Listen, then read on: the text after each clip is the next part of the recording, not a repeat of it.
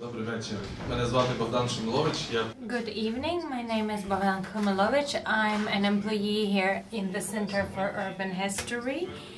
And today I'm not an organizer of the event. I'm rather a facilitator, and I will help out when we communicate amongst each other. The organizers of the event are the manufacturer of GEM and also the Urban History Center.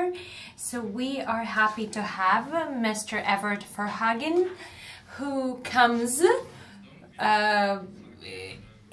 who is in transit here, who's going to Kharkiv to participate in a seminar meant to regenerate Central Zoo and Central Park in Kharkiv. And why it's Evert? Because he has a diploma in hydrology, if I understand correctly, and he used to be an expert in designing parks, and I think this is one of the key profession for cities. Just please take a minute to think about our creator of our main parks here in Lviv. I think he should get a monument in the city center, and unfortunately he still doesn't have one. So the people that design parks do not necessarily only deal with water management and planting trees and digging ponds, but very often these people also handle such important questions as, for instance, what other people or the city residents will do in the park. And as far as I understand, since those times, designing parks, Evert has moved towards being interested in the cities at the end of the 80s. Back then, Europe was experiencing a turning point when many European cities were moving away from industry. Of course, there were many problematic situations sometimes, such as in Manchester, when there were touristic acts or a loss of certain segments of industry, and this had to be coped with somehow, and Europe discussed this extensively. In the 80s, research was undertaken, initiatives were started to change the face of European cities and to retain people there, not to have people leaving, and therefore to relaunch the cities, to make them appealing again. And I think this is when Evert boarded this ship. So in the 90s, he worked as a counselor in different Dutch foundations with Amsterdam, with Rotterdam. And in 2003, when the idea of creative cities arose, and we are just catching up with it in a way in 2018. But at the beginning of 2000, when this idea was spread all over the world of creative cities, of creative economy, it was some kind of philosophy almost that it's the only possible future and we should go there. And many events were happening at that time. So Evert organized a big conference about creative cities in the Netherlands. I mean, it took place in the Netherlands, and there was a visiting star of this direction, and some people already are familiar with him. This is Richard Florida, and he was invited to this conference. And then in 2005, Evert published a book which was called Creativity and the Cities. Starting 2005, Evert has been working on this topic of creativity and regenerating cities. And once again, I would like to stress that he specializes, first of all, in regeneration or remediation of industrial venues through implementation of different park tools or creating public spaces, or as he refers to them, liminal spaces.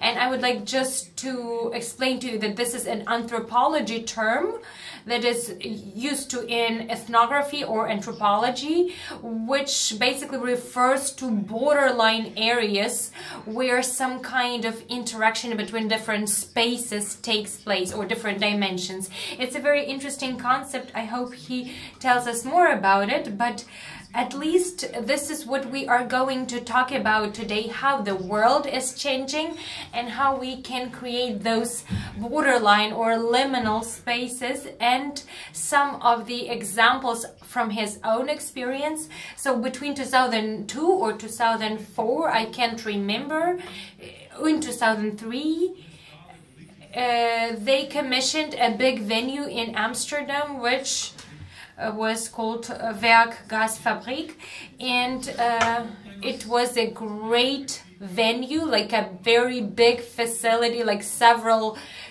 tram depots in Lviv, let's say, in one, all united in one big space. And he was in charge of the main team for regeneration of this venue, and for this he was awarded. He was given an award from the British Association that takes care of urban improvement. So therefore he is not a theoretician, he's a practitioner with multifolded experience, and this factory is a very significant venue, very significant object, and whenever such regeneration is discussed, so this Westergasfabrik is often comes up as an iconic example. And therefore we here have an immediate creator of one of the most interesting European venues of such kind.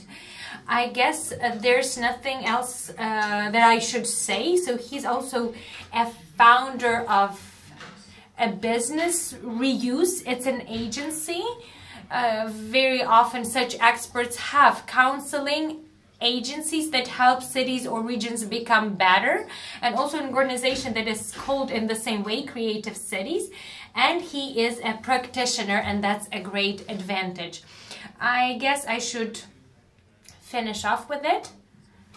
І запрошую вас на презентацію. Буде час, або ми мусимо вімкнути тоді перекладач, тому не поспішайте, але питання тримайте на кінець. Дякую. Okay, thank you for your very kind words. You did a good job in your research to find out about me. Yeah, Bogdan already told you that I'm a practitioner. What I'm going to tell you, I didn't learn at university. I don't have a research institute. I don't get paid to do lectures in every city in the world. I work in projects, in real projects. And through my work in the last 30, 40 years, many years for the city of Amsterdam, but also I did many projects in Morocco, in Russia, in Brazil, in many other countries. I met a lot of people who are working in this type of regeneration projects. And I started to ask myself, what is it that makes those projects successful?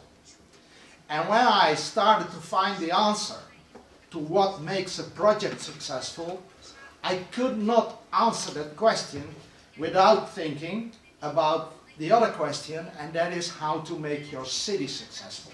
Because basically, it's about the same principles.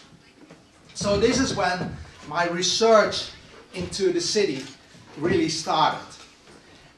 After working on all these projects and after talking with all those people. And I made a map myself. It was difficult for me to find a good map.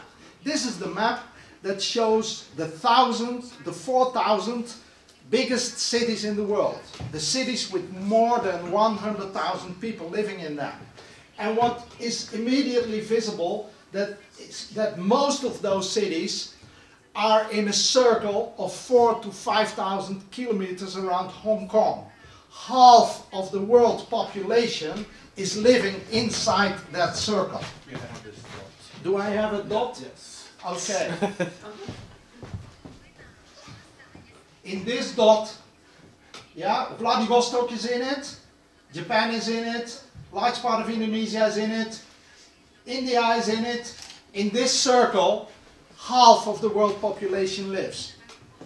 And one of the things that I'm going to discuss today is the most important process, I think, no, I don't think, I'm sure, that we have to keep in mind to say if something is successful or not. And success, in my opinion, is not measured by money. Success is measured by only one thing. Can the project, or can the city, or can the process make people, talented, young people, stay? This is what I'm going to talk about. So for me, this issue of the city is a very important thing. And I meet a lot of city planners, and I have been member of many city organizations, and they basically all discuss the same issues over and over and over again. And I started to ask myself, how can we change that? How can we discuss that in a better way? So what I basically did, and what I'm doing now, and I'm going to tell you only a small part of it because it's too much to tell you in one lecture. But what I've been doing is looking at the most interesting projects that I found. It's like the regeneration of Manchester. It's like Bilbao, what happened there. It's like the rural area. It's like my project in Amsterdam, the Westergasfabriek. It's like a lot of other projects. Eindhoven in the Netherlands, a very interesting city. If you look at an industrial city, finding a new economic base today. So I looked at those projects and I found the issues that are common in those projects, the hardware and the software, because city planners and architects, many of them, they are used to talk in hardware. And I think the most important thing to do is talk in software. I always say, and if it's one thing you remember from my lecture, let it please be this one. It's not important what is there, it's important what happens. It's what the word happening, the things that happen. Why do you go somewhere? Why do you go to New York? Why do you like a city that you like? Why do you travel? To find out what else is possible to happen. I think architecture and beauty are highly overrated and program is highly underrated. So software and hardware should be in a balance, and then I have thought about some strategies that I want to discuss. So I'm going very fast through the project because otherwise I have no time to talk about the strategies. But it's important to understand for you where I started. I started in the wet dream of the modernist movement called Bijlmermeer in Amsterdam.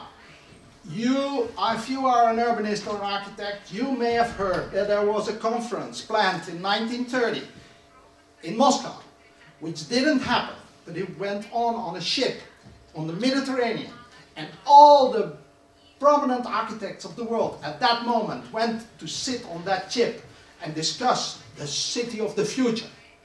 And they made a pamphlet and they called it how should cities work in the future. And that was the modernist movement, and that was the basis of a big disaster.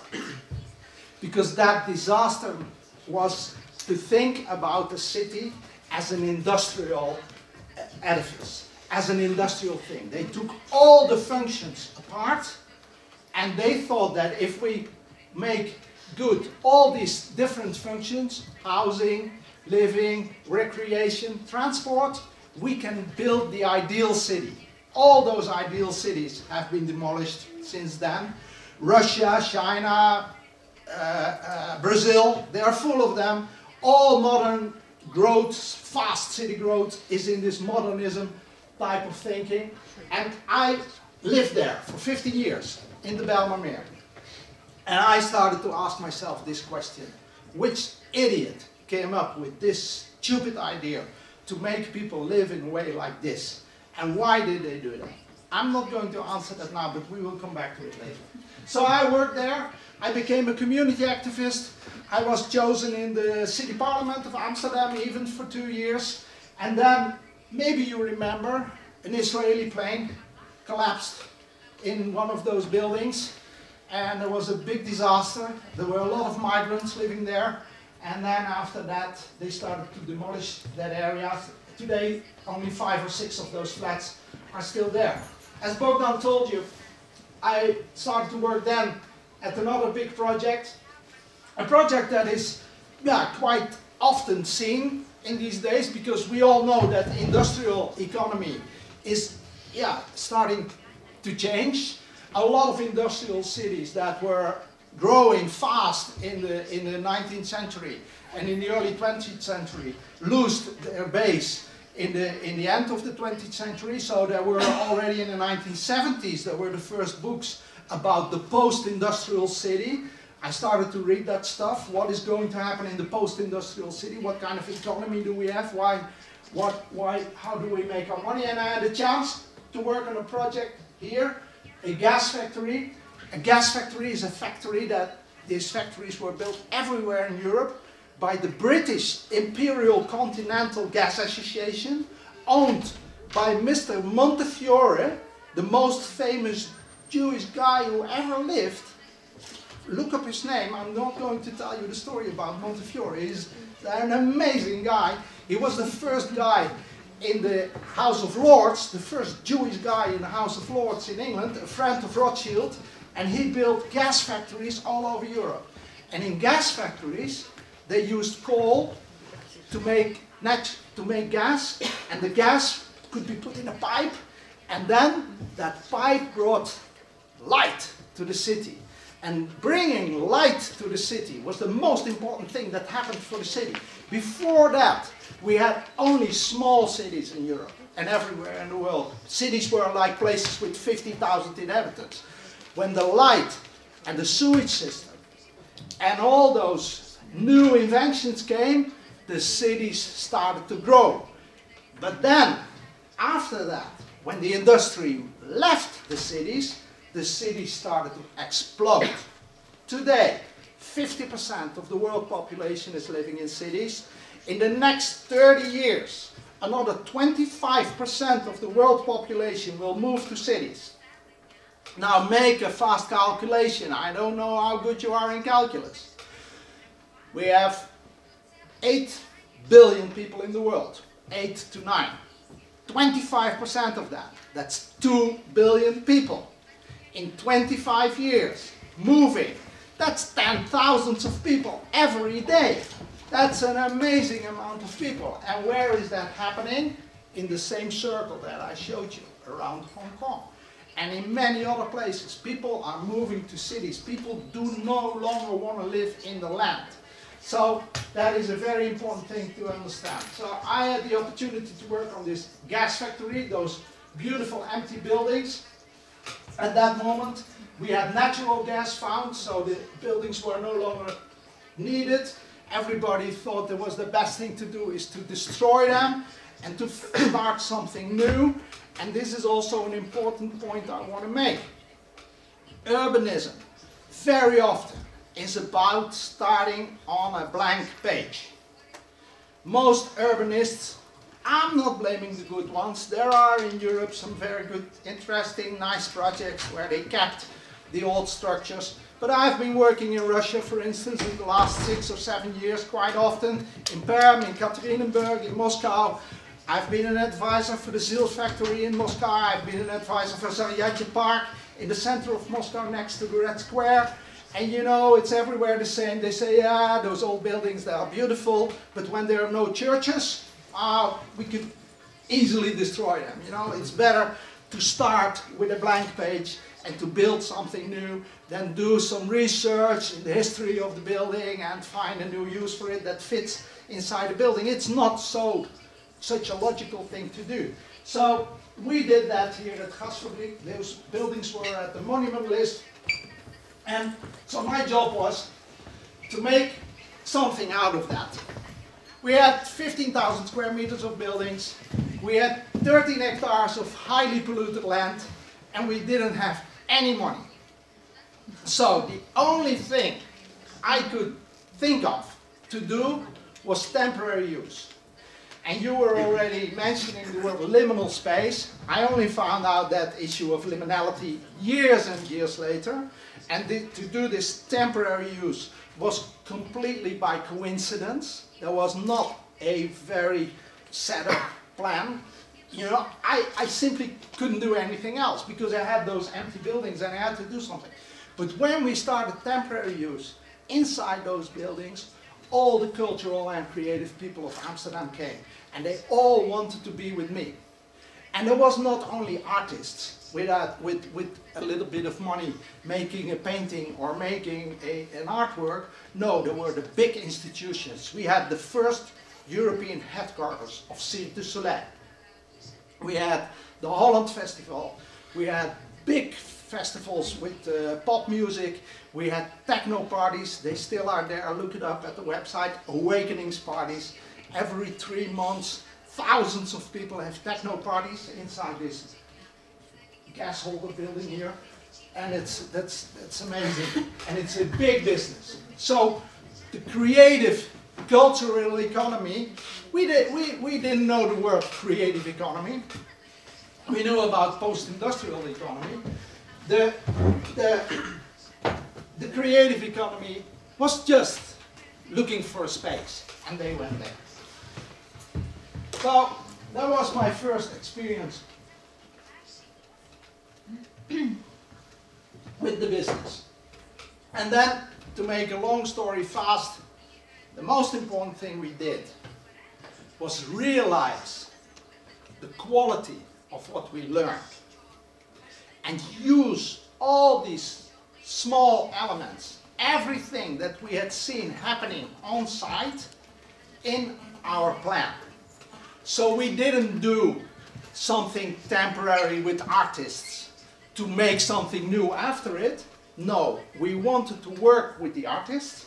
We wanted to do all these experiments in this liminal time and liminal space. I'm going to explain that later.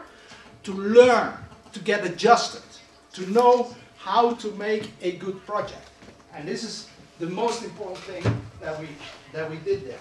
So here you see some pictures of the project now. And now it's one of the most popular parks in Amsterdam. It's more important than the Vondelpark. A lot of people go there. And I think one of the most important qualities of the place is that, yes, it's a place for the creatives. That's true. And they bring a lot of money there. They have like microbreweries. They do like things, creative things with bikes, with techno parties, with music, with film, everything. But the park is a place for everybody. Everybody living in Amsterdam, the whole neighborhood, all the people around it, love the park, love the place, and they don't necessarily have to be part of this creative community to feel nice to go there. Because day and night people are there, people are having fun, and it makes also the place safe. It makes them feel happy. So we also did strategies for minorities, like with public toilets and blah, blah, blah, blah, and for the dogs and everything. So we have a park there that is a place that is nice for everyone. Then, okay, here, I went to Morocco. One of you has been to Morocco? Yeah. No, don't go. I mean, Marrakesh is nice. Marrakesh is okay. Fez is okay. But Casablanca, tough industrial city. It can, for me personally, it can never be tough enough. No, but I've been to Casablanca like 20 times. And I was like, I had enough of it. I mean, I think I've never been in Lviv before, but I've been in Russia, I've been in Poland, I've been in Romania, I've been traveling all over the world many times. And for me, a city is a nice city when I also can walk alone in the street and feel safe. Rio de Janeiro, it's not a good idea to go alone in the street, especially when you carry your money. then better don't do it. When you go only in your swimming suit, that could be safe. In Casablanca, not only women cannot go alone on the street, but men can also not go alone on the street. If I go alone on the street, a Westerner, I am a prey. So I didn't like it in Casablanca because I had to stay in my hotel room all the time when I had no friends or anyone to go with. So that was not a very good experience. In the center of Casablanca is an old abattoir, and they were looking for new use for that abattoir. And I tried to help them with temporary use and with cultural activities. But like in many other countries, also in Morocco, there is a king. Some countries have a president, other countries have a king. And this country has a king, and the king has a representation in the city government. And when the king says no, it doesn't happen. So the mayor was my friend, and the king's representative didn't like it. So the abattoir is still like this today. And this project I did like 10 years ago. So it's only to tell you that not everything that we touch turns into gold. It's not easy, it's difficult. So you already told about my experiment with this conference, Creativity and the City. And from the name of the conference, you can already understand what my opinion is. I do not believe in the creative city. I don't think a city can be creative. A person can be creative. A city cannot be creative. It's about creativity and the city. What can creativity do with the city? That's interesting. But the city itself can never be creative. That's, I think, may I say the word? Bullshit. So, these were. Then I became friends with these guys in Germany. Germany, you have the Ruhr area. The Ruhr area was the basis of Second World War. Yeah, they made the bombs and the steel and everything. And still today they make steel. ThyssenKrupp, Schindler. It's all over the world. Also here, all your stairs, all your elevators, ThyssenKrupp or Schindler. That's all made there. It's the highest density of motorways and the highest density of old factories. So the interesting thing there was that inside this whole perspective that I gave you of people moving to cities, what we could see here was that there was a huge conglomerate of cities with 12 to 13 million people living in it, and that from the beginning of the 90s until today, 4 to 5 million people have left.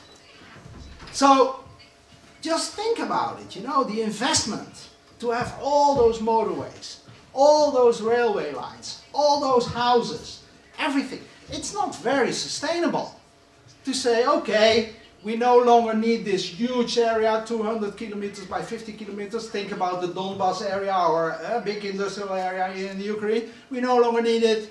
Let everybody just simply go away, forget about the motorways, we no longer maintain it. If they want to live in Munich or in Frankfurt or in Berlin, then okay, let's do it. So some idiots, and they were really seen as idiots, they started a project. Not the government. No, the government didn't believe in it. Now some idiots, a guy from Munich University, he came and he said, we are going to start the International Building International Building Exposition, IBA, Ausstellung.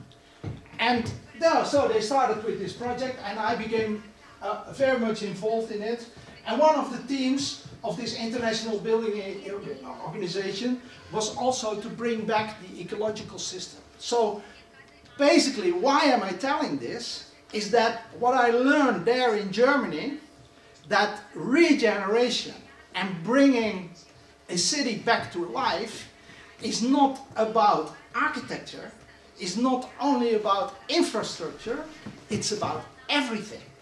It's a complete ecosystem that you have to change. So the comparison I very often make is that we, as experts, looking at cities, are in a very juvenile state of knowledge. So when we see that something is not working in the city, the only thing we can think of is to destroy it and build something new. It's like the first doctors working with cancer. You know, when they saw cancer and you have cancer on your arm, what do I do? Cut it off. No, that's the best. If it's on your head, I'm sorry, you will have to die.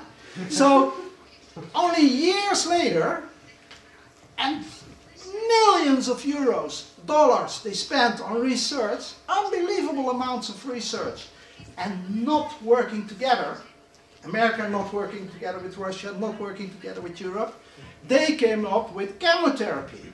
That was even worse. Chemotherapy was even worse, because what do you do with chemotherapy? You know it? You all have somebody you know that has cancer, and you know what they do with chemotherapy? They put so much stuff in you, poison, until you are almost dead, 5% alive. And then they take all the poison out of you, and then they hope that the cancer is gone, and you will be brought back to life. That's the trick with chemotherapy. Now that's what we do with cities as well. I call that tsunamis or avalanches of money. That's Sochi.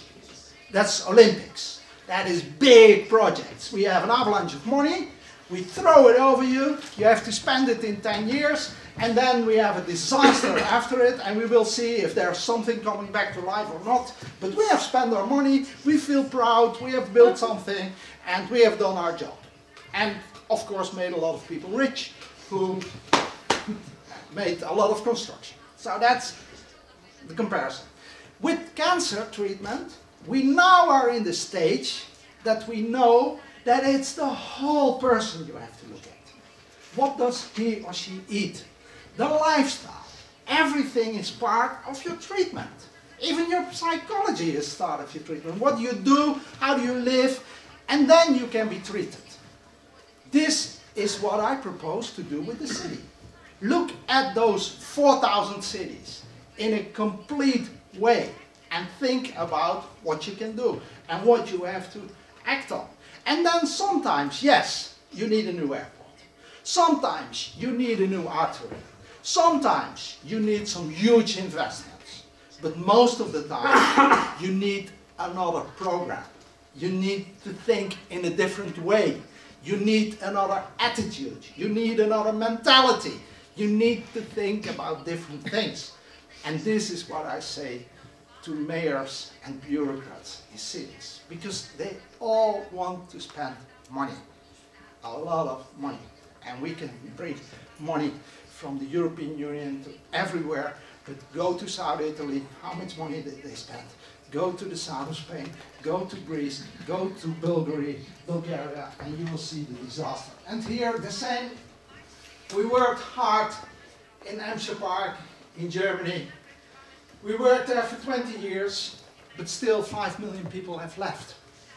So I'm going to talk a little bit about Bilbao, only 2 minutes, because the mistake people make with Bilbao is that they think that Bilbao is about the Guggenheim. Wrong. Bilbao is a city in north of Spain, and it was the capital of terrorism. It was ETA. It was Basque country. People killing each other in the street. My friend is the project manager of Bilbao. He's that already for 25 years. He worked for the mayor of Bilbao. The mayor of Bilbao, funny enough, was a heart doctor, repairing hearts. He understood integral thinking. He understood that the city is not only saved by building something new. So, this is Bilbao. No water control, all the factories closing, a big disaster. And then all the things they did were about making people stay, bringing people back.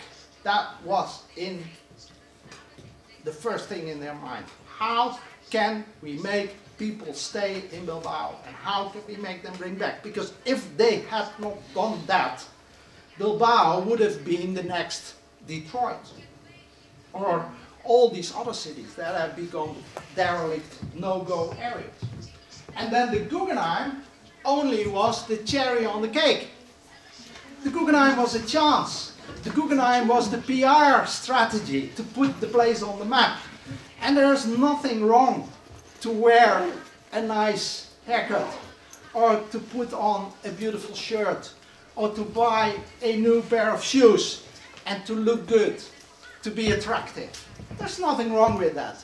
But when inside that attractivity there is nothing that is attractive and you don't speak a word, you're easily neglected, you know? So it can never be only the earrings or the nice cap or the haircut. There has to be something substantial inside it. And the success of Bilbao is that they have those beautiful earrings, but also the substance inside it. And that is very important to understand. So Eindhoven is another example. I skip this fast because otherwise we sit here for hours. So my point is this. It's not about the money. It's about the mentality. And what we have to look at is migration. Because what is happening? We have 4,000 cities in the world. We have around 8 to 9 billion people. That's the world today. That number is going to grow a little bit, but there's an end to it. 2 billion of them are moving to the city in the next 25 years. They have a very good reason for that. They have a very good reason for that. The same reason your parents had to leave the land and go to the city. The reason is safety. For a girl in India moving from the land to the city, it's an enormous change, because in the land she doesn't exist. And in the city, in the beginning she also doesn't exist. She doesn't have papers. If something happens to her, it's a small problem, minor problem. But as soon as she starts to have papers, and as soon as she starts to have an education, there is a huge amount of possibilities. Because when she has education, and I deliberately talk about she because for the she, it's far more important than for the he. Because the he can fight. The he is always invited to fight. But the she has to find other reasons to exist. And for the she, the city is much better. It's much better than the land. Think about that. So that movement from the land to the city will go on. But then when we look at the city, these are like holes of energy. They attract people for emancipation. And it's the basic thing. You go to the city, you get education, like my parents, they were farmers. My parents worked hard, they have 7 children, they make a lot of money, not enough, but enough money to send us to school. And we are the first generation to have the possibility to finish the university and travel the world. That makes my parents very proud and me very happy, because I wouldn't like to be a farmer in the south of the Netherlands with 2 hectares of land, 1 cow and 1 pig on it, because that's not a real life, you know? You understand that? And that's what a lot of people still have. But now we look at those cities, because with this movement from the land to the city, you would think that all cities would grow. But that's not true. Some cities grow and others don't. And it's basically very simple. Which cities do not grow? Former industrialized cities, cities with an economic basis that is no longer useful, that is no longer valid today, and did not find a new reason for existence. These are the cities that do not grow, that lose people. So let's look a little bit more at that. I started to ask myself, who are the ones that are migrating? And I found this graph. And if there's any other thing that you remember of this lecture, it should be this graph. Because this graph is very important. It says for the Netherlands, but it's exactly the same in the Ukraine. It's exactly the same everywhere in the world, except that this point can be a little bit higher, and it can be a little bit more to the right or mostly to the right, not to the left. It says this. This is the percentage of people moving, migrating from one place to another in a year. And this is their age. So when do we move? We first start to move between 12 and 20, and that's easy to understand. Because people that are moving in that age group go to the city for education. It's all, it's happening to you. You all went to do that. And then we move again. Here we are moving. But then what we see is when we are older than 40, we stop moving. Oh no, we still move, but we have become tourists. People above 40 that move are tourists. People younger than 40, these are the important ones. And I always say this to developers. How can you be so stupid to make all your projects for this age group? Well, here is the fish. Here is the swimming fish. If a fisherman goes to the sea and wants to catch a fish, he looks at where they are swimming. Here they are swimming, not here. They only swim a little bit when they're older than 80, and you know where they are going when they're older than 80. That's not interesting for us. Here it's where it's interesting. So the number of people that we can attract by a good project, by doing something important, by spending our money, because we can only spend our money and our energy one time, is far more interesting here than here. And this is why all those cultural creative projects are so important, because younger people that just finished the university are interested in that kind of stuff. This is also why sport is important. Sport clubs and sport is a very important factor to connect people to a city and also to find your future husband or wife. Because many marriages have been started at the university, at the education, at work, but also at the sport club. Don't forget that. So the investment in that kind of program is very important in this age group. And all the developers are building for this age group. And why do they do that? Because these people have money and these ones not. So they think it's better to build for people with money. And they all do the wrong thing. So what I want to say is that we should start to think in the movement of the fish.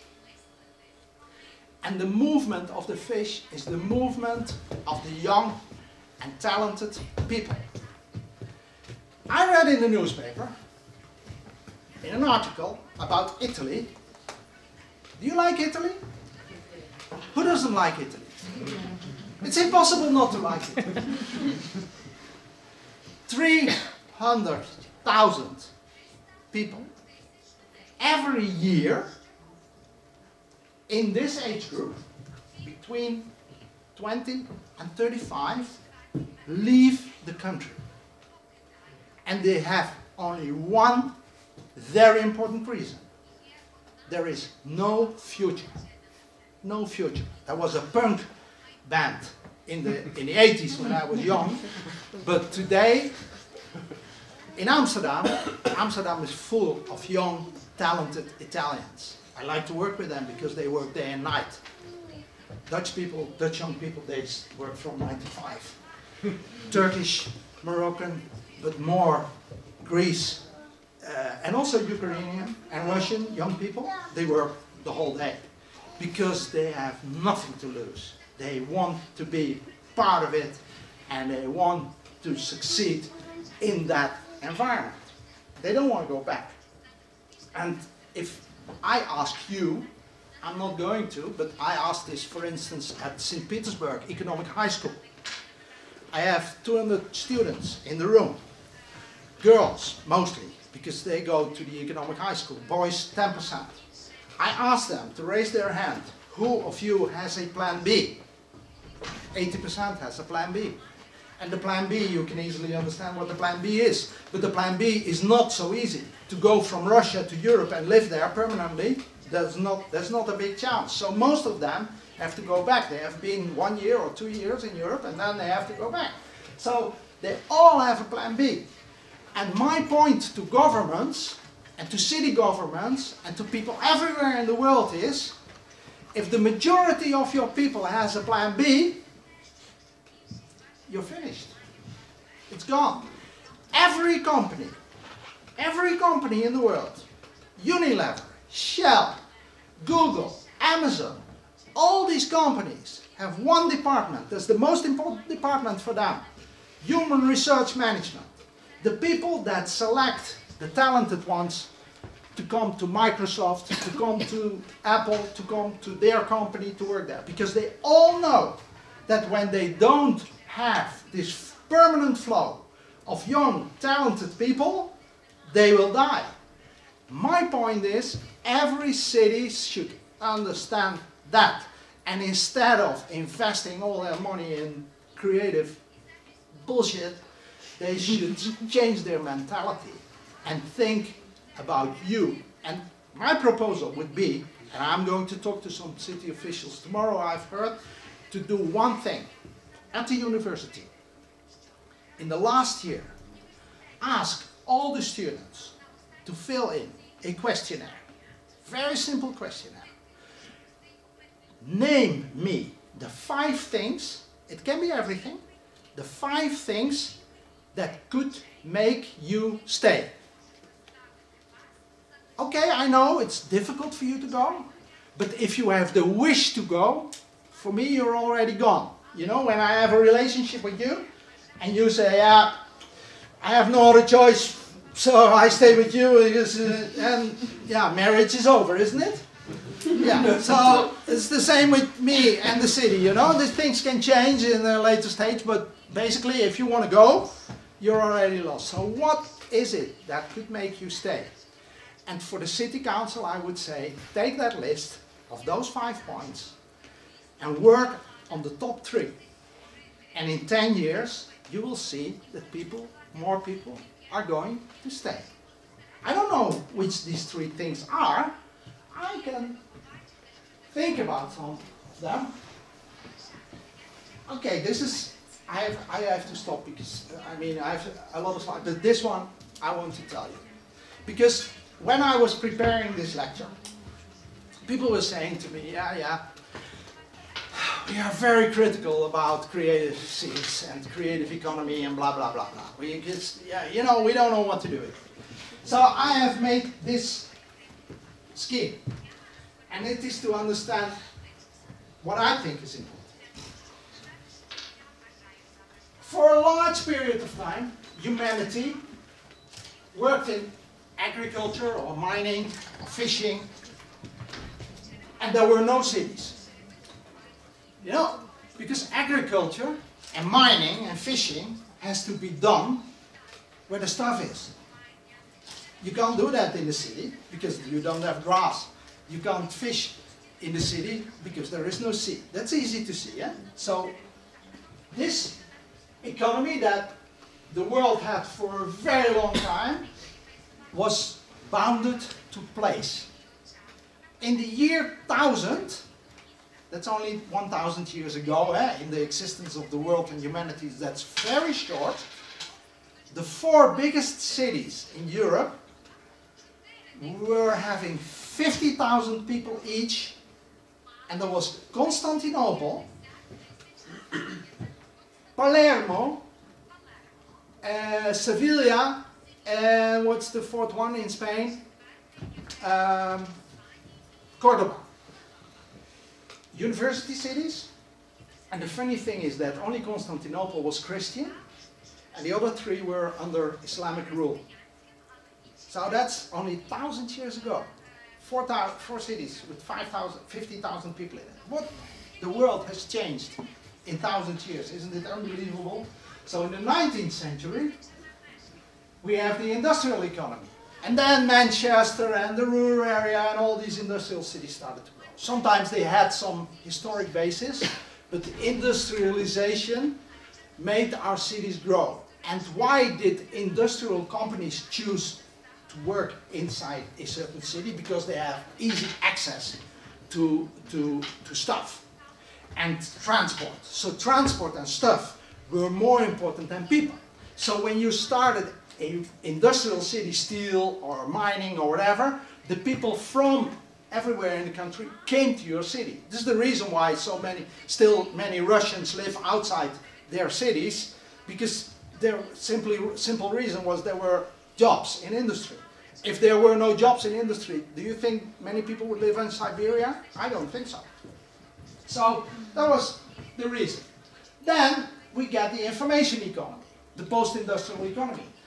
And the interesting thing is that in the industrial economy, not only there was industry, but there was also the industrialization of agriculture, the mechanization.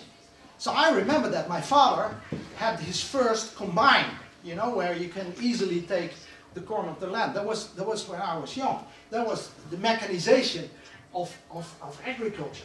Only 10 or 20 years after that, the computer came. And then we had a huge information and service industry. But there was not only the service industry that was important, there was also a computerization of agriculture and manufacture.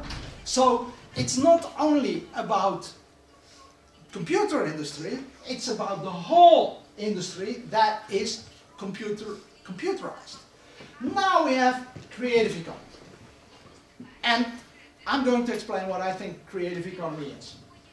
But not only the creative economy exists, the whole industry is creatified. So for me, the creative economy is not interesting if you think it's about artists and some cultural types that are anyhow. No, it's about the whole economy that is under creatification. And basically the one who learned me that is Richard Florida, because he could explain that very well. And he did that with the egg. My father, we had a farm, and when the neighbors came to buy an egg, they paid 20 cents per egg. The 20 cents were for my father. Of course, the chicken was not cheap, we have to feed them, but basically, you make 18 cents with an egg. Yeah, that's 50 years ago. Now, then we get the industrial economy. Then that was my father's brother, my uncle. He started to have these big chicken farms, and these eggs were like industrialized. They go, all the chicken are in the cage, and the eggs go in the plop, plop, plop, and they go by mechanics. So there's a huge investment in this industrialization. When he gets 18 cents or 20 cents for the egg, he only has 10 cents. For the eggs, because the other 10 cents go to the investment and all the industrial shit that he needs. Then we get the computer. The whole thing is automated. He only gets 5 cents for his egg. Today, this whole thing is creatified. He only gets 2 cents for his egg. And the industrialization of the egg is also only 2 cents. The automation is only 1 cent. And you know who makes the most money? The advertisement company. Because what they do is they put the eggs in a box and they put a little feather in it and they say it's a biological egg. And the egg is exactly the same as the other egg, but the egg is worth 25 cents. Because you pay for the biological egg, you're very happy because you think you are doing something good. You buy an ecological egg. Now, that's the trick. So for everything you wear, for your shirt, for your shoes, for your car, for everything you have. And iPhone is the worst. Yeah? Because iPhone, they are absolutely clear about it. 50% of what you pay for the phone is for us. Because they are twice as expensive as any other phone and they do only the same. Yep. So they are absolutely clear, they don't lie about it. They put that money in the pocket. They don't pay taxes for it. So that is creative economy. That is creative economy. That's what it has brought us. Because they are very creative in making money. In telling you that you do no longer belong to the group if you don't have an iPhone. And that's why you pay. And that's why your father pays for a BMW or an Audi instead of a Skoda. And they come from the same factory. And the Skoda is half the price of the Audi, but you prefer the Audi because Merkel drives an Audi, you know? So that is creative economy. And the people that make money with that creatification of the economy, the most interesting thing is they are no longer connected to place. They can do their work wherever they like. And then some people started to think the world is flat, that's a book, but the world didn't seem to be flat. The world became more spiky. So some cities were very attractive for all those talented people, and other cities, they no longer wanted to stay. So what I'm saying here is, and this is where I end, we have to start thinking about our cities and our projects in a completely different way. Because if we can make people stay, young, talented people stay with our universities and the things we do, like here in this project, in your jam factory, and in everything you do here in Lviv, combined with your history, with your street life, with your nice, open lifestyle, that will be important for young, talented people to stay here. And when they have the opportunities to start their own businesses, cheap and secure, with a banking system that works inside those factories, they will stay and the larger companies will come. The Amazons and the Googles, they will come because they are looking for that environment to find their good people and to work with their people. The shops will come, everything will come, and it can happen everywhere. It can happen everywhere, as long as you do what you have to do.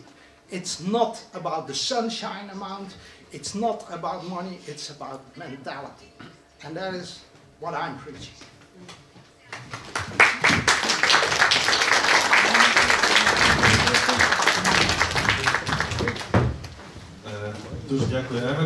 Thank you very much, Evert.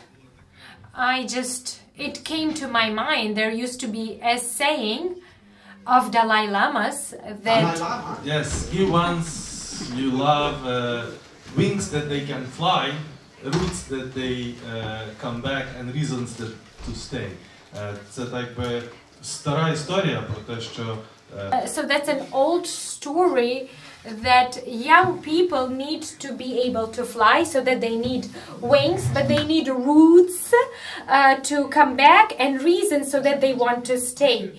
And the way I see it, the organizers of our forum of Creative City, they say many things that are right, but they are framed in a very Soviet way, like promote that young people stay in Lviv or foster that young people stay. Of course, this sounds nice, but here we heard some very specific, well, maybe not very specific, but realistic vision of this process of how to make people stay in the city. I would be happy to hand over the mic to those that have questions, and I can see that many people can have questions. Mariana is helping us with this.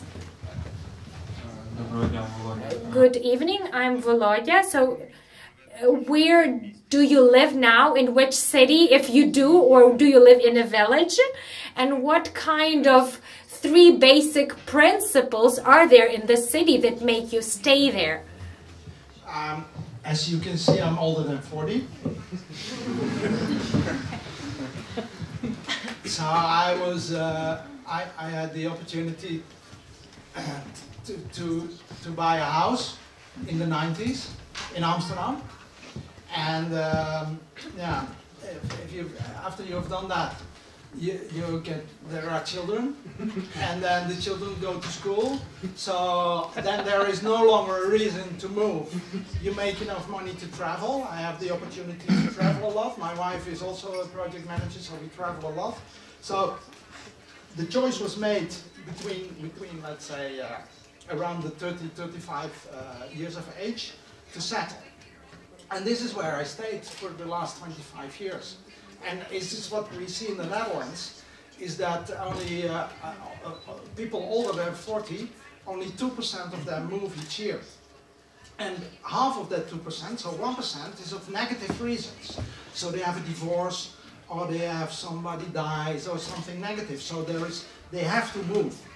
So, you understand what I mean? Eh? If for positive reasons, if you think out of positivity there is an opportunity, there is a chance for me to go somewhere, to get new chances and to move, that only happens when people are young. Why did you choose Amsterdam, not Rotterdam or whatever? Yeah, but that choice was made early. That choice was made early, and that's what you see with a lot of people. So I think that for every successful medium-sized city, the most important thing is the education system, and especially the education system, I again say, for girls. Because girls make a much bigger difference and are much more influential on where the new family stays than the boys. So yeah, that's the reality. And it may sound feminist, and maybe it is, but it's also real. So for me, Amsterdam was the only choice because I wanted to do physical geography. I read a book by a famous Dutch author who made a travel to Norway, and I wanted to do physical geography, and there were 3 universities, and 2 of them were in Amsterdam. So yeah, that was the logical choice for me, to go to Amsterdam. There was no other choice. And then I lived in Amsterdam. I first lived in that Belmermeer, and I was a community activist, like a member of the Socialist Party, and I went to, on my 18th birthday, I went to Poland to see the real existing socialism. I was shocked. That was not so far from here. So yeah, and then I went to Amsterdam and to fight there with everything we could. That was the good basis. Yeah. So that's why I stayed there. And I think that process is recognizable for a lot of people. So if you know for yourself why you made that choice and how you made that choice, and if you know that from your children or your friends or your parents or the people around you, if you see what's happening, don't think that the reality for the whole country is different. This is the process that's happening.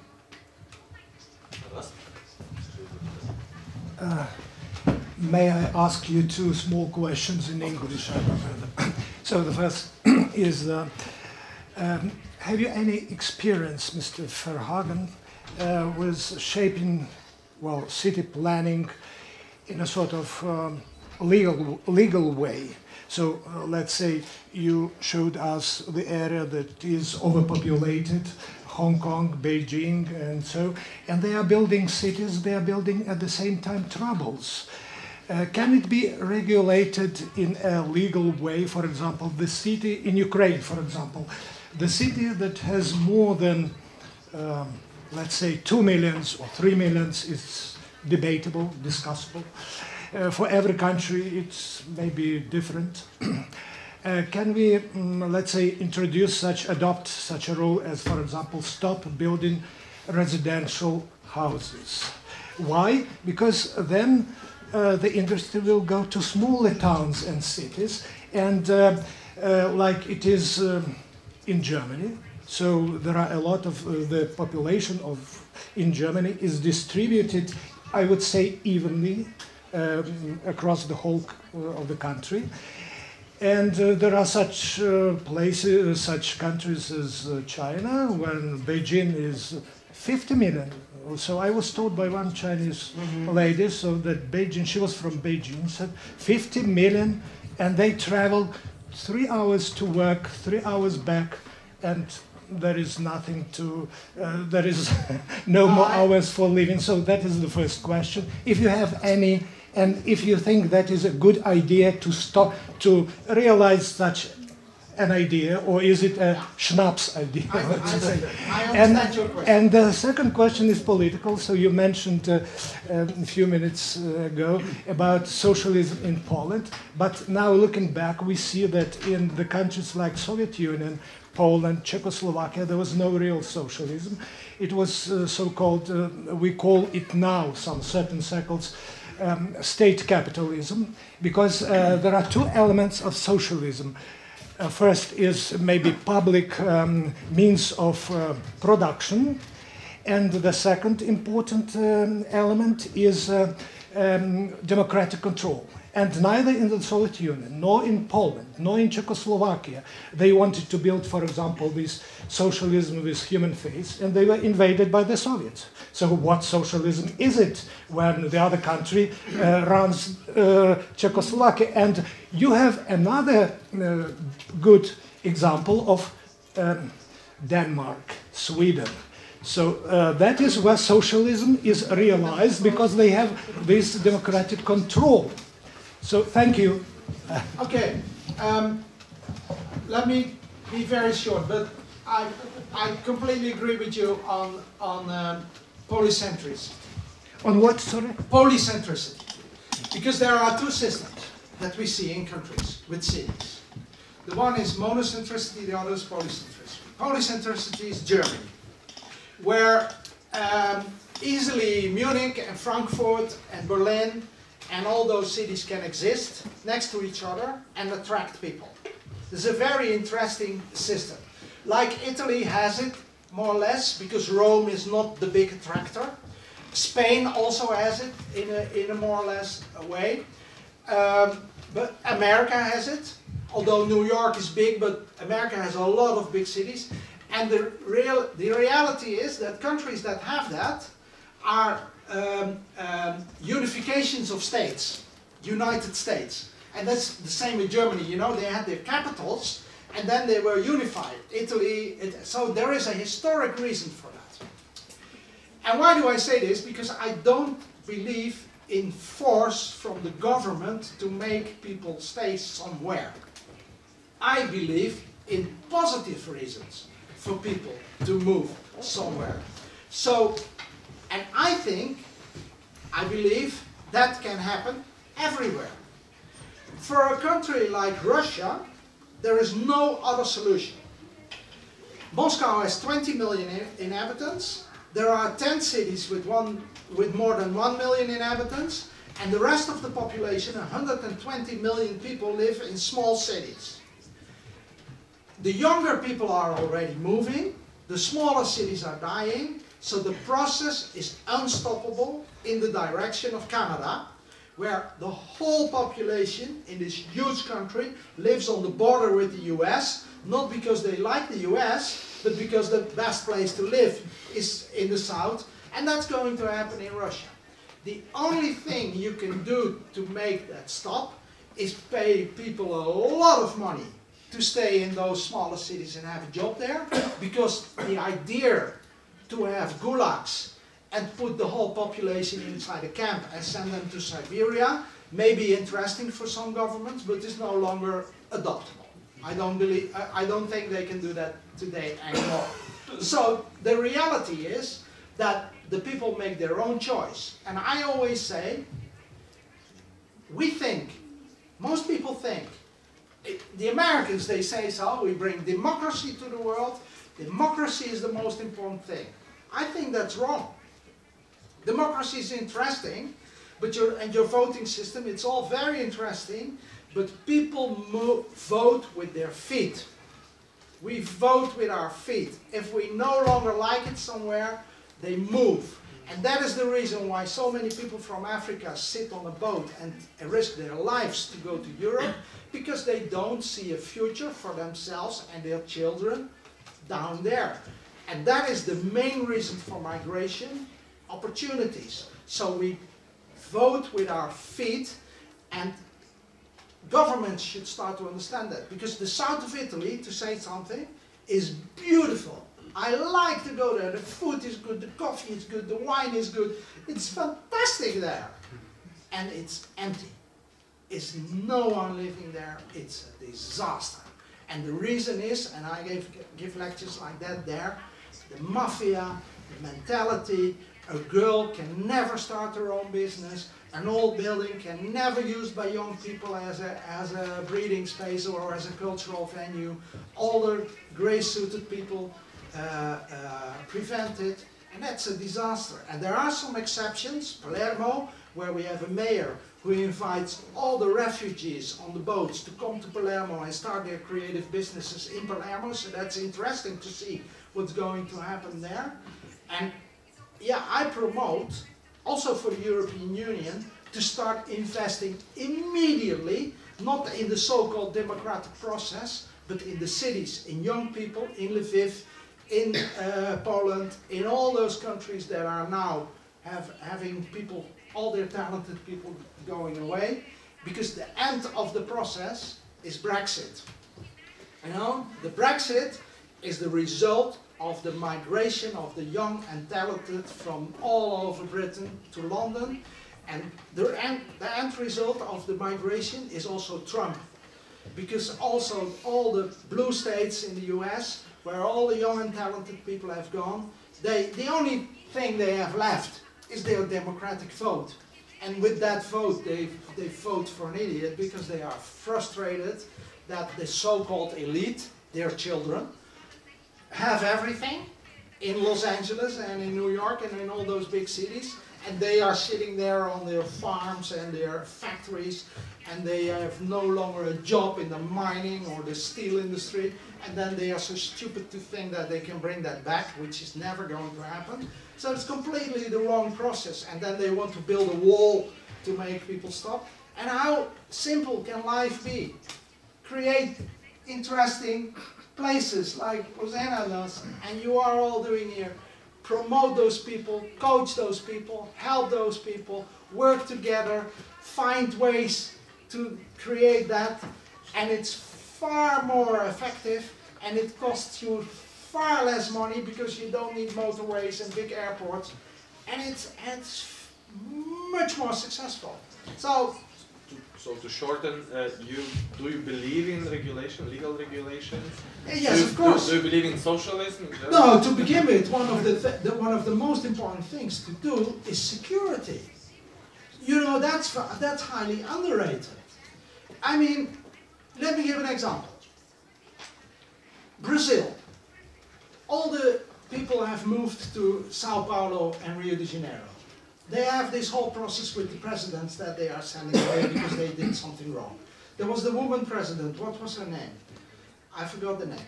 Anyhow, there was one so unbelievable important thing she did. In the favelas in Rio and in Sao Paulo, she gave people a legal status. So those people have a piece of paper that tells where they live, and they can, after that, have a bank account. When they invest in their house, the investment is theirs, and they can send their children to school. 3 hugely important processes. In the shanty towns in Mexico, when there was a research and they gave people money, you know what they bought with the money? Cars. Flat screen TVs. They didn't repair their roof. They said, you know, when we repair our house, the house is beautiful and some idiot will come tomorrow and they will put a gun at my head and they say, that house is mine. So, and the flat screen TV is the only thing they can take when they have to run. So, you know, they cannot even put the money on the bank. When I arrived in Kiev 15 years ago, and I asked the taxi driver why all the flats on the south bank of the Dnieper were empty, he told me that rich people prefer to buy real estate than to put their money on the bank. You have that problem as well. So legal safety of your money, of your investment, your children to school, and some rules to start your own business, put your money in the bank and have some money for the future, that's far more important than anything else. And to go back to China, where you can say everything about this Chinese government, but when I visited China quite often, the banks are everywhere, the schools are everywhere, and this huge difference between what happened 50 years ago and today, it's enormous, and people can send their children to school, save money in the bank, and work for a better future. That is so unbelievably important, and this is why they all like this guy who is sitting there, this C or P or what his name is, we don't even know his name, but that's so yes, absolutely, that's of the utmost importance. We have more questions. Дуже дякую, я могла би задати українською. Спасибі вам в першу чергу за те, що ви поділилися своїм досвідом і такий досить візійний емоційний виступ. You have to speak louder in the microphone because the translator cannot hear. She says to me. I could repeat in English actually. Українською. Добре. Для початку я дякую вам за So thank you very much for sharing your experience and for being so emotional and for giving us such a great vision about cities and creative people in them. But my question will refer to this classical criticism of creative city idea. First of all, the issue of stratification, when the city starts investing into one social group and leaving other social groups behind. And quite often such a group is quite heterogeneous still. So focusing on these people that we can invest into, that can invest into creative economy, we forget about those that don't have such an opportunity. And by default, we think that everybody has to be creative. In a way, we impose certain strategies onto young people. Therefore, my question concerning the expectations of the city, of what the city should offer to them, that young people have, would differ from the expectations from the older people. And what I mean is infrastructure, healthcare, accommodations, affordable accommodations, and not only a possibility to accommodate into some old space.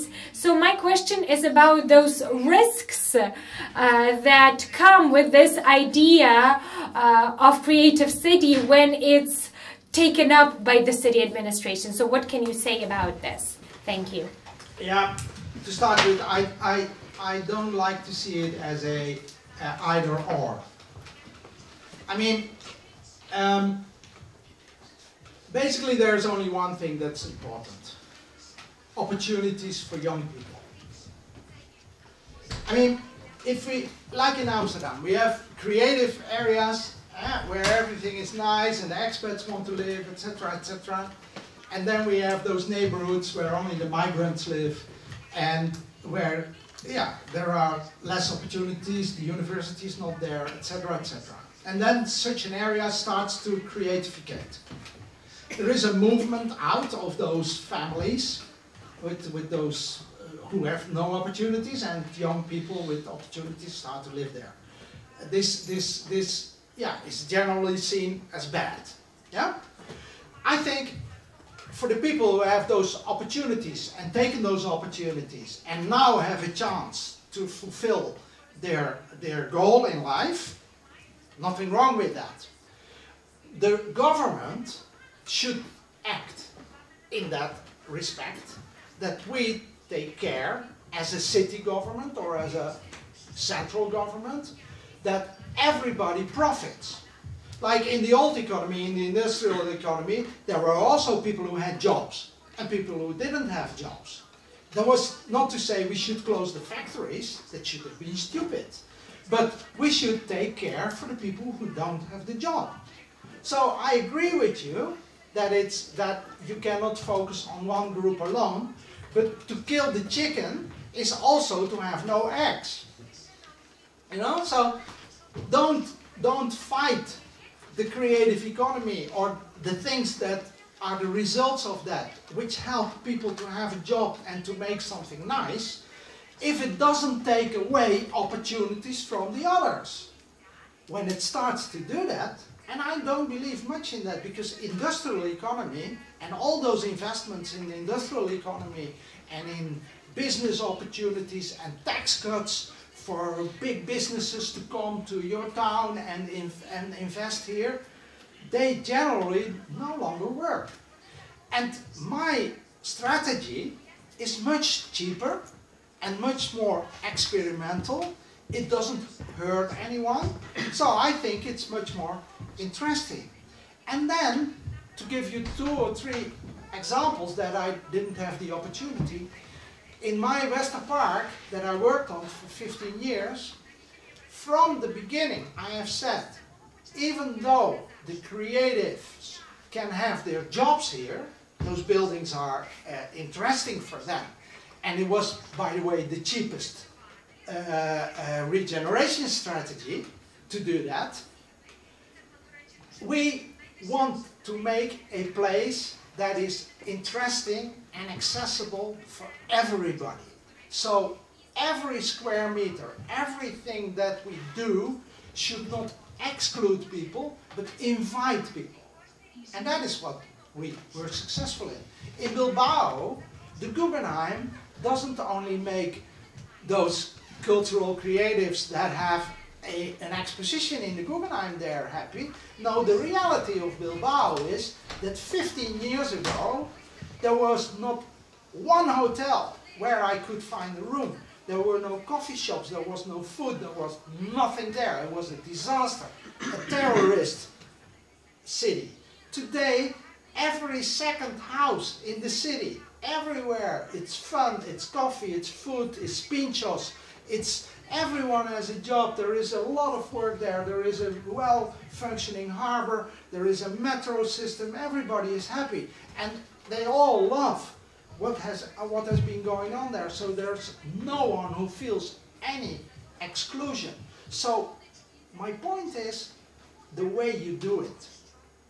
So don't fight the process, because some things are inevitable, but go with the flow and make the best out of it and work with the people and make them understand that this success should be for everybody. And I think you have much more chances with the creative economy than, for instance, with the banking financial district that so many people are happy about, because the lawyers and the banking boys and girls, they make a lot of money in their pocket and they become tourists, and for the rest, you know what I mean? So in other economic developments, there is much more diversion than with creative. So, I see your point, but I don't see it as a reason not to work with it or not to do this kind of things. Майже даосизм якийсь.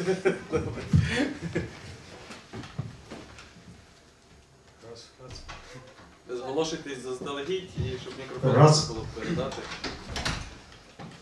Андрій Бондаренко, журналіст. Почекай. Андрій Бондаренко, журналіст. У мене питання... So my question is, why do you use the words creative economy?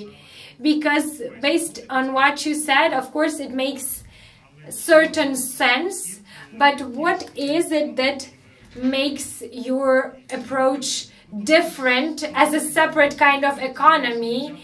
And why economy and why creativity? And a lot of this sounded to me like a chapter from marketing textbook on how to sell goods. So all of this has existed for a while already.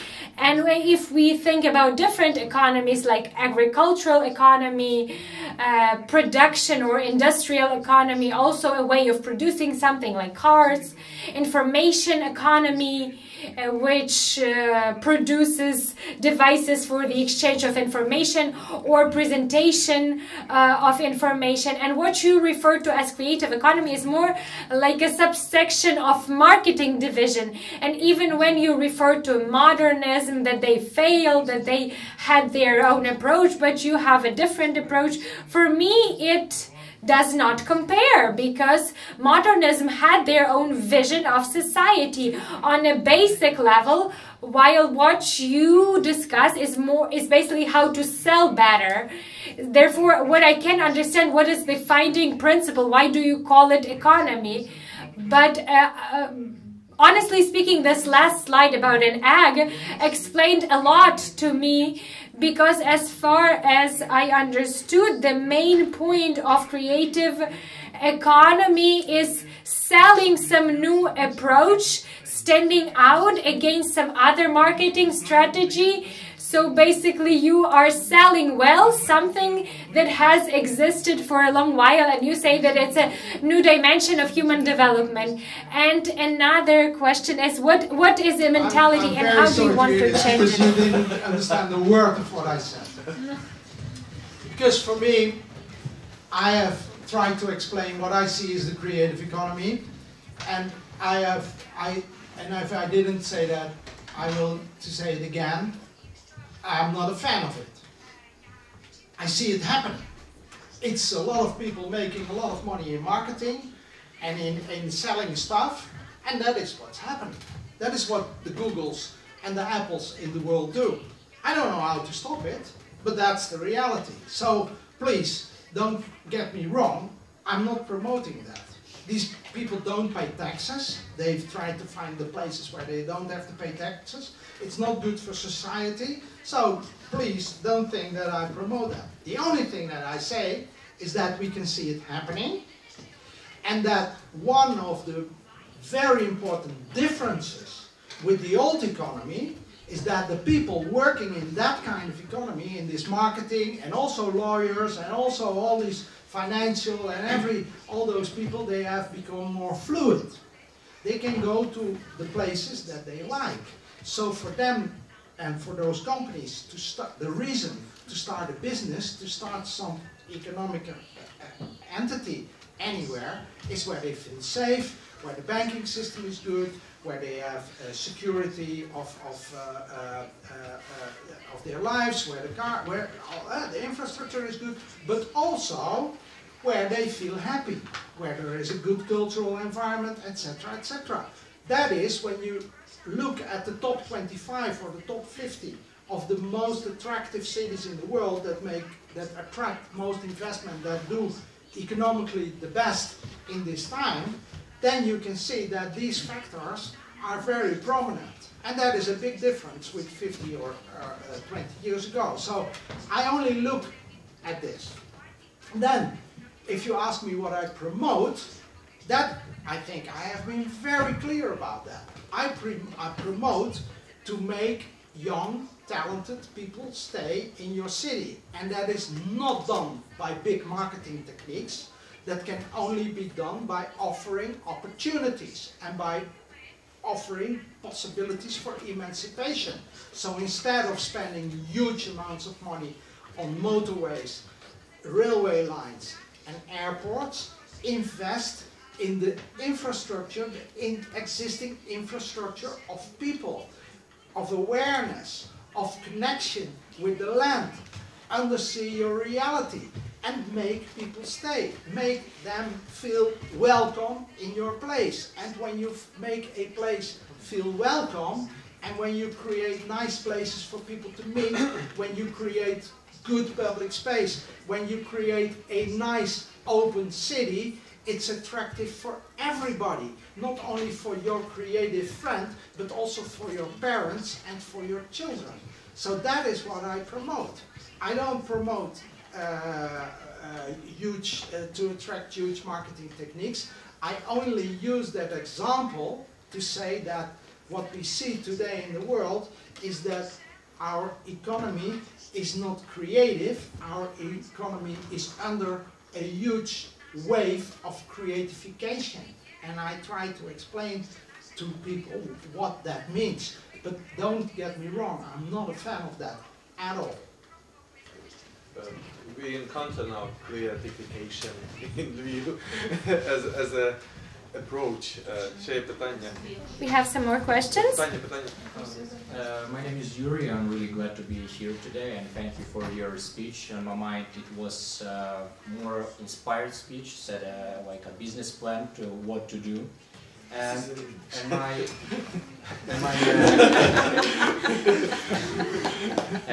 my question is more about, I heard a lot of needs, but what exactly should we do to enhance our, for example, Lviv in Ukraine, and what approaches will you use in that case to keep people which are highly educated, which we call teenager or at age till 30?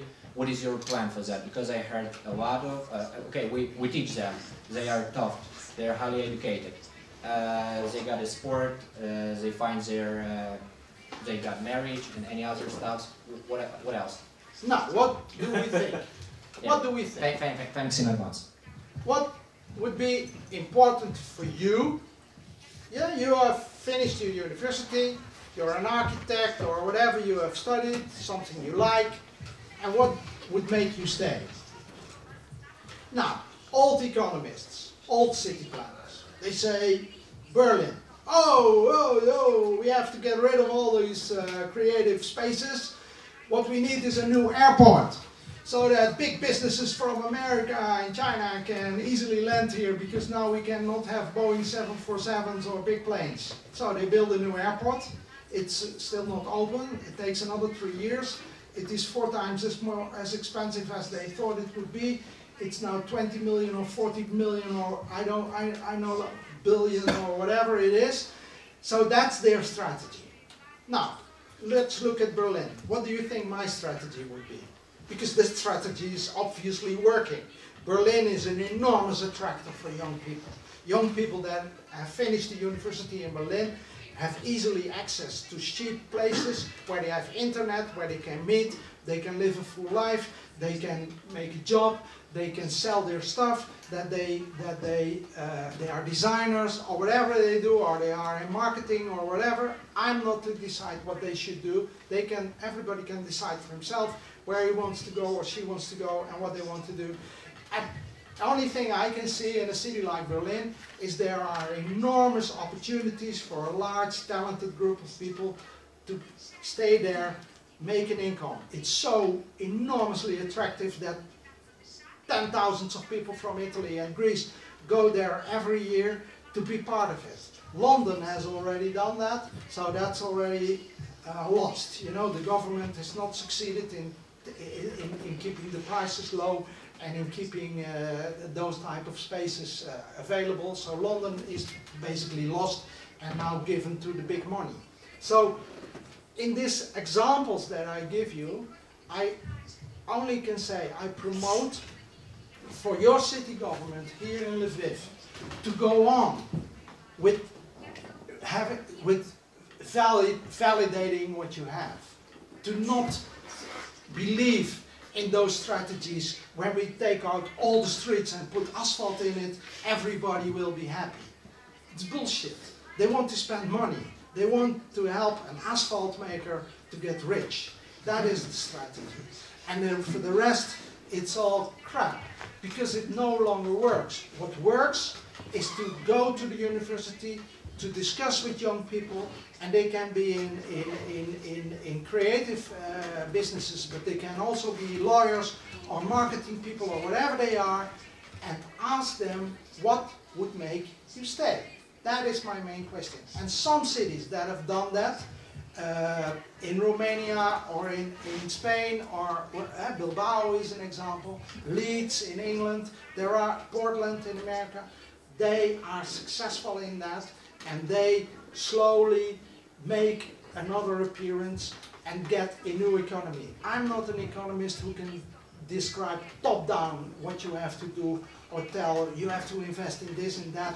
The only thing I say is you have to invest in people, in young, talented people.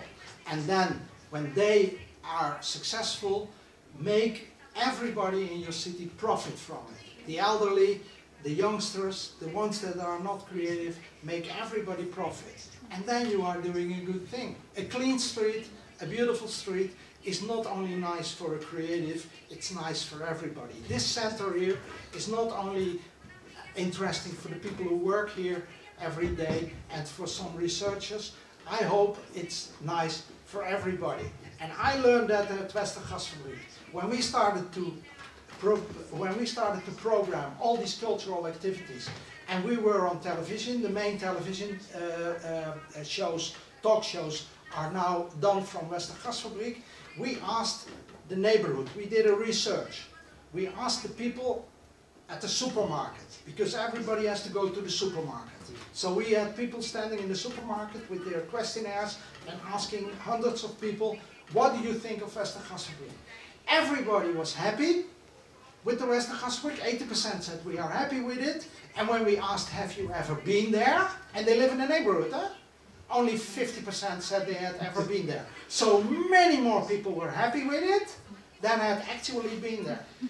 You know, and that is a psychological effect. Like you want to live near a train station to have the feeling that you could go with the train. Yeah? To be in an environment that is creative and where people are happy, that is nice, that offers opportunities, let me say it like this, is nice for everybody. And again I say, ask the students of the last year of the university what can make them stay. That will be your solution, not the things, not the strategies that I promote. Did I understand you correctly? You preach for the democratization of the processes and kind of anthropological approach that you go into community and try to find out what the community wants. And you know what the result will be. Sometimes the conflict can evolve from this. And then we have a city government and then we have a democratic process to make a decision. Why not? Because sometimes they don't want you to intervene in the neighborhood.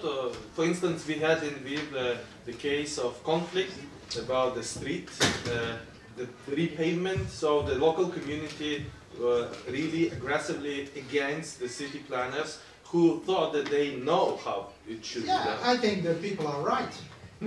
I think that, yeah, of course.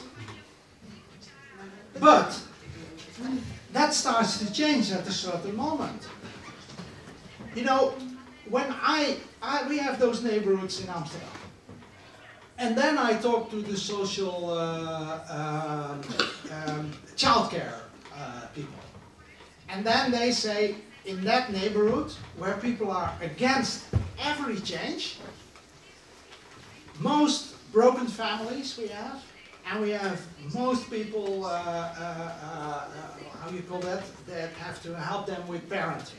And I mean, the question is how far can you go in that democratic process? You know, if the majority of this place says we want to smoke, or we will all want to drive diesels every day, and you know that other people die because of this, or in that neighborhood you take away chances from children, I think you are on the wrong track. So some basic principles, safety, you cannot murder each other, and for me the principles should be every child born in your city should have access to the same emancipation and education opportunities. And when they are old enough to make their own decisions, make them make their own decisions. But don't think that only those decisions are made in the vote, in the democratic process, because very often the decisions are made in their choice where they want to be. And when most of them are leaving, as soon as they have had their education, you know you are on the wrong track. Okay, maємо ще питання. Okay, so I have like 2 questions, maybe a short comment if I will make. So one question is about size. So creativity, the cases you show, they are about projects. So like a specific site at the maximum city, actually not really big city. I think that part of uneasiness is that we expect from creative economy to find answers for bigger questions and sizes, like for the whole society, and if you want, global questions of inequality, of justice, of growing inequality. And so my question is, where is the limit for this approach in terms of size? Another question would be about translation. Because from examples you mentioned, it seems like the cases where it worked, we had a preceding quite strong and successful cases of previous modernizing projects. And in other cases where it kind of, the creative project flopped, is a kind of, illiberal, if we don't say uncivilized quotations, context, which actually brings me to the question of mentality, because when you use mentality is very biased and problematic concept. It actually is discriminative in a way concept, stating that you either have right mentality or you have wrong mentality, and then who decides what is right and what is wrong mentality and from which perspective. So the question is whether something which was pioneering in cities like London, Amsterdam, also, if you think about Olympic Games, something that benefited London was actually kind of brought to disaster Athens. And this is really maybe what is the context, and then, what are the capacities and also positive things in making creativity circulating globally in a way. Yeah. And the very last, just a really comment, and then you brought the stages of human development or social development from agriculture to it actually not only did not remind me very much of Marx, but it did remind me of a very recent book called The Great Leveler. So it's a concept brought by an economist from Princeton who says that from agriculture up until creative economy, what humanity sees is growing inequality. And the only thing that can stop it a little bit, to level it, are four horsemen: war, revolution, state collapse, and natural catastrophe. And this is the question where we are and what creative economy, and can we expect something from creativity in this case? So that would be it. I don't know, maybe you would tap into this, or we can wait. Yeah, but then I cannot no longer remember the question. Well, my follow-up is on Sophia's question. Basically, there's also a question of there's a question of community and gentrification and too much success. I come from a city that's been too successful with young people, San Francisco. Yeah. And the entire Bay Area now is too successful, and the culture has changed, and also young people are very transient. You want to keep or attract young people, but a lot of people come to San Francisco for a year or two, make a lot of money and leave. In the meantime, the culture of the city has changed. The small businesses and medium businesses have changed. And how do you address, and I think this city's on the cusp of that now, because they already have IT people here who make much more money than other local people, and I think something's going to happen here that's very similar. And you end up with a global economy where coffee shops look the same in San Francisco, London, Amsterdam, or Berlin. So how do you deal with that? Let me start with the last thing. I think a city can only be successful if it is proud of what makes it different. Because you say we end up with something that is the same everywhere. I don't agree with you at all. I think it's all about identity, and of course we all like to drive Mercedes or the same car or the same color or wear the same type of hair, blah blah blah blah. But for me the most interesting is the difference. So if Lviv wants to be something in the future, it should not try to look like everything else, but find its own reason of existence and identity. Because people travel, people move somewhere to connect to that thing where they feel happy with, to this thing that makes it different. If you fall in love with another person, it's not because the person is like everybody else, it's you look for the uniqueness in the person. And I think That is the same with a good meal, that is the same with a good vacation, and this is also a process that is very important in the choice that you make for the city where you want to live. Cities that are trying to look the same like everybody else, they may be interesting for people who want to make fast money, but I'm not a fan of that. So that is the answer to that. The other thing is about the size of the cities. I think the world is a world of cities, more than a world of countries. I think when you look at the process that I described in this economy that I'm not fond of all these differences in income and everything. I agree completely with you on that. There are a lot of things wrong in this world. I can also see that. I'm still voting socialist, you know. I think that helps. I'm still so stupid that I think that helps, but better than voting for the liberals that only want to fill their pockets. But anyhow, I think this world is a world of cities, and cities have to, in one way or another, compete with each other. So, yes, San Francisco is an example where things went wrong, but the reason that the things went wrong is also because the other cities were not able to compete with it.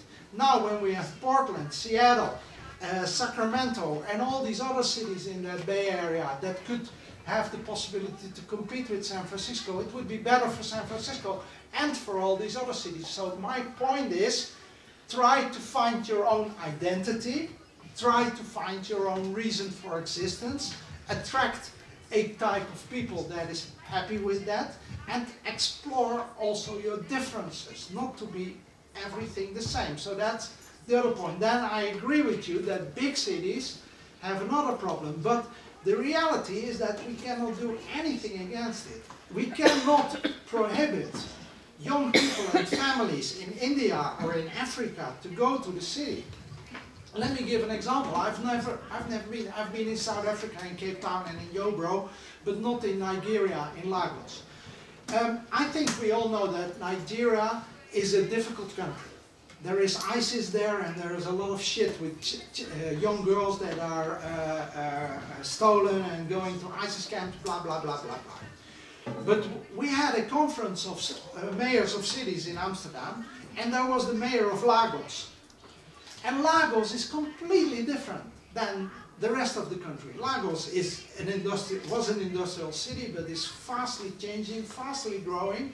And the government of the city of Lagos is much better than the government of the country. The country, there are only people who want to fill their pockets, like we see in many countries, but the city no longer can allow their mayors and the politicians to do that, because in the city it becomes immediately clear when the things go wrong. The people protest, the people leave, the neighborhoods get empty, so the city is I think, a much more interesting level to measure success. And then when you look at those African countries where the success is, the biggest success, and then I am again, and it's really incredibly successful, is those places where there is education for young girls. Because everywhere in the world where girls get the opportunity, and this is the reason why ISIS in Nigeria steals the girls, not only to rape them, but because they know that they are lost when the girls become clever. Then their basis of existence stops. Ethiopia, Nigeria, those countries that have schools for girls, and girls become educated and take over certain parts of the cities, the hospitals, city councils, that kind of thing, then you see a lowering of the birth rate and an enormous raising quality of life. That's happening in India, that's happening in many countries. And those cities, yes, they become very attractive for a lot of people. So I think we should see those processes, and we should see the positivity of emancipation instead of only looking at our city, where a lot of those things have already happened, and we can build further on that. But the reality is that for the 25% of the world population that I was talking about that is going to live in cities, they are in a far more, they live in, we have to talk about the favelas and about those kind of cities. These are much more important than the Guggenheims and Tate galleries. I think the remark to your mentality issue is that, as you mentioned, the city is not one entity, it's a kind of democratic institution which combines a lot of people. Then when you say to change mentality, whom do you mean? The mayor of the city, the people who sit in the city council who want to fill the pockets with money? No. Who has to change and what kind of mentality?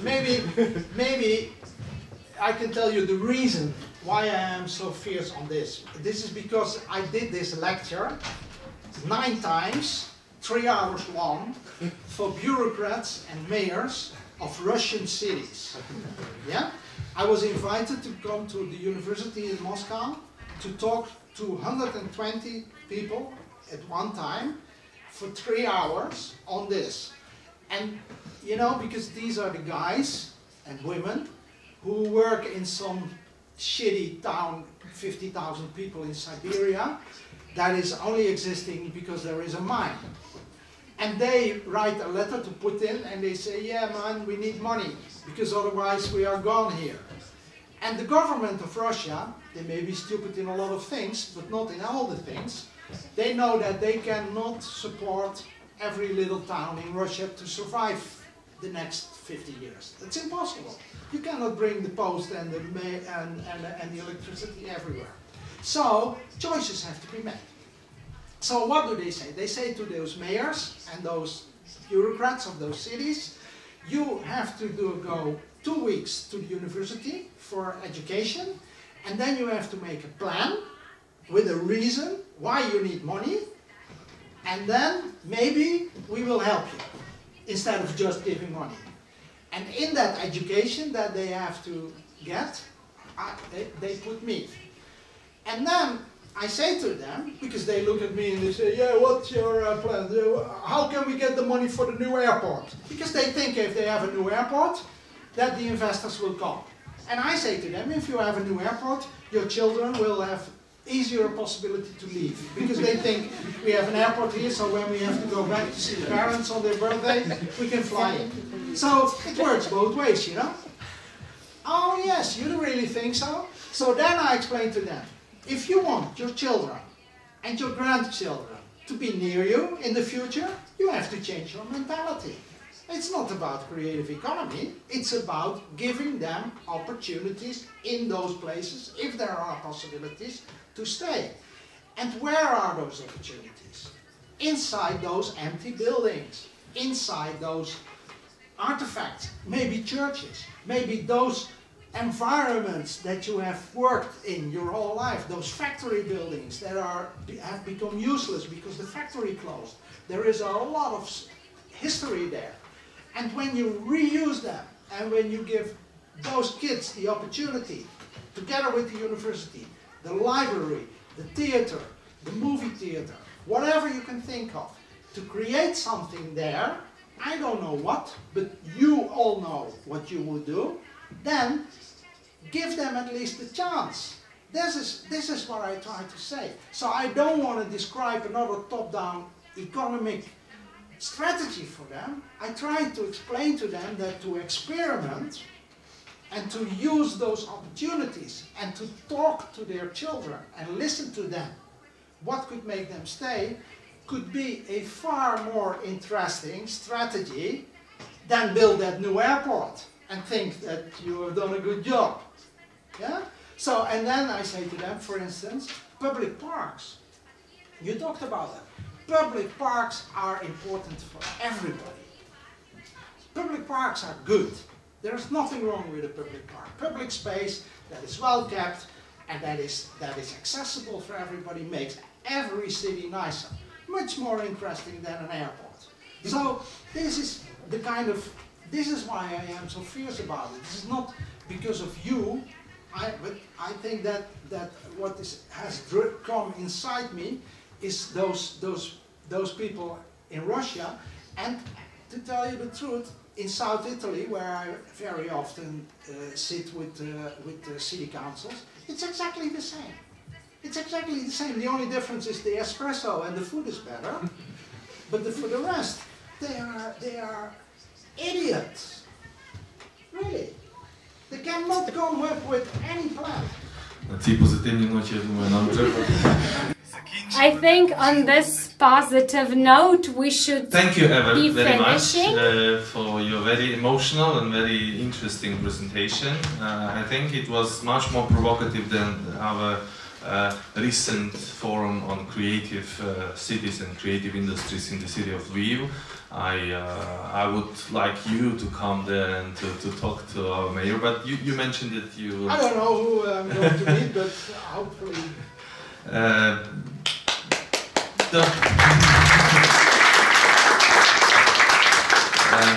Please come in 10 years and then we will measure how many people stayed.